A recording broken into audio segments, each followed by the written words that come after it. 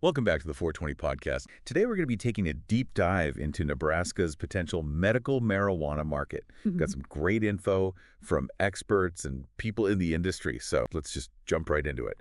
The big question that everyone's thinking about is, if voters decide to legalize medical marijuana on Election Day, what's it really going to take for the market to work in Nebraska? And we were talking about everything, oversaturated markets, hidden taxes, and then there's the whole thing with federal law. It could get really interesting. Yeah. Well, one thing that really stands out to me is how Nebraska is actually coming to this whole medical marijuana thing. A little later than a lot of other states. Oh, really? You might think that puts them at a disadvantage, but it's kind of a unique position to be in. Yeah, how? Well, think of it this way. Nebraska gets to watch how things play out in other states before they have to make any big decisions. Like they can look at Colorado and how their tiered licensing system helped them manage how fast the market grew. Or they can learn from what happened in Oregon early on when they had way too much product and the market just got flooded. Right. So Nebraska can take all that information and use it to figure out their own strategy. So it's like they can take the best ideas and avoid the mistakes that other states have already made. Exactly. That makes sense. Now we're looking at projections that say the market in Nebraska could be about 4% of the state's population by 2030, which would be something like 93,000 patients and $440 million in sales. Wow. It's a lot. So is that considered a booming market, or is that just kind of like a modest start? That's a good question. I mean, 440 million in sales definitely sounds like a lot, but you have to consider the possibility of the market getting oversaturated.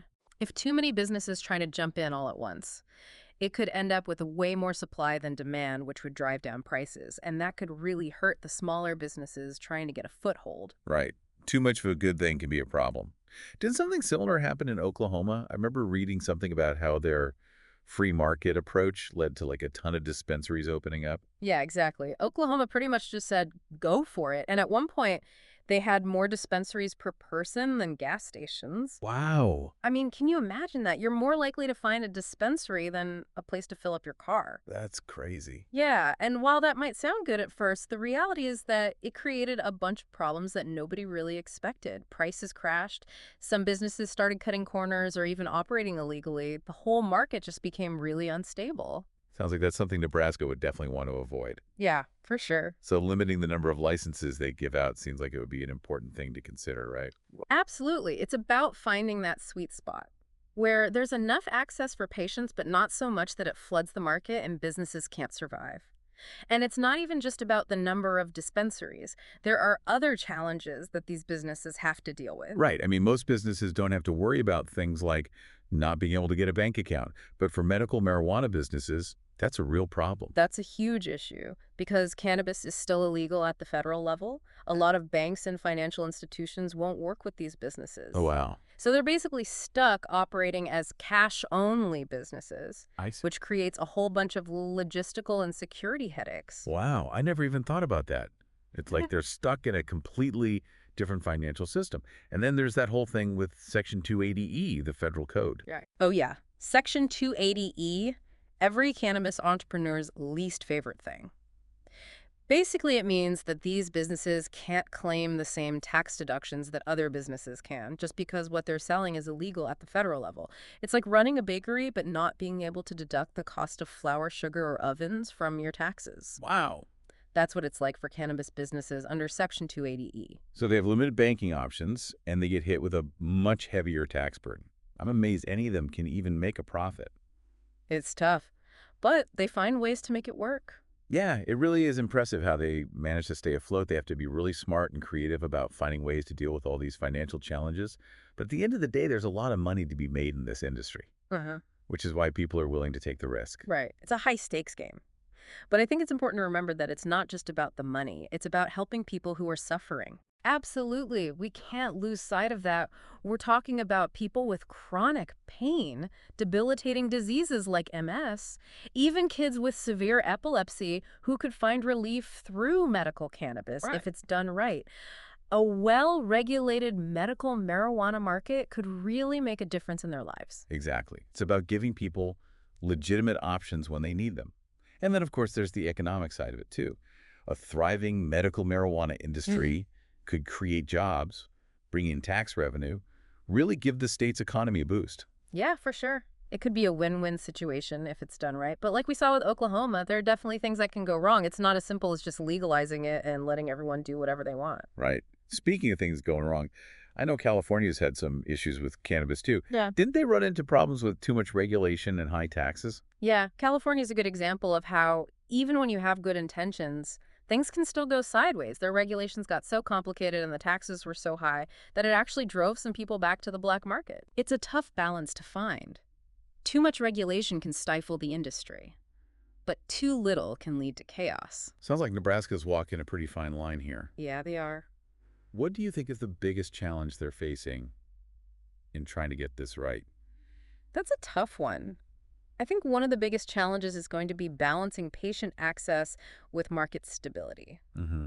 On one hand, you want to make sure that patients who need medical marijuana can get it easily, at a reasonable price and with a variety of options. But on the other hand, you don't want to create a situation where the market is so flooded that it becomes unstable, like what happened in Oklahoma. Right, so it's all about finding that sweet spot. Exactly. It sounds like the decisions that this commission makes are going to be really important. You know, the one we talked about earlier. Oh, yeah, for sure. If you were advising them, what would you say are the most important things for them to consider? Well, I think it's really important to get input from a lot of different people. Yeah. Talk to patients, doctors, industry experts, law enforcement. Everyone has a different perspective.